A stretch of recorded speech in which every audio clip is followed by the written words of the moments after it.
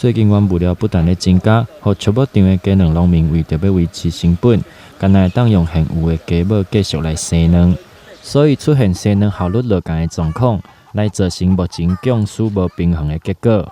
欠卵是因为对去年的年中开始，因为饲料原物料大涨嘛，然后导致阮养鸡业者阮入中鸡的意愿它降低很多，然后很多鸡场都是用老母鸡在那里硬撑，然后老母鸡它到了冬天，它遇到天气变化，它产蛋率会变得下降得非常的快，然后就造成全台湾缺蛋，然后又因为冬天又是蛋需求量的旺季，所以到后面会导致这个情形。业者嘛评估目前安尼状况，可能会要等到清明节的时阵，可以慢慢来改善。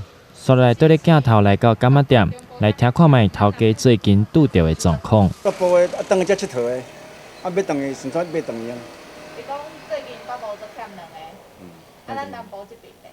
阮这无，阮这无欠呢。咱这无欠。嘿啊。啊，你来接我来，咱像安尼计较，敢有差哈？无差，阮也无起价啦。阮过年前偌济啊，都讲卖偌济啊。哦，所以就拢无起价。无，到暂时拢无起。无差。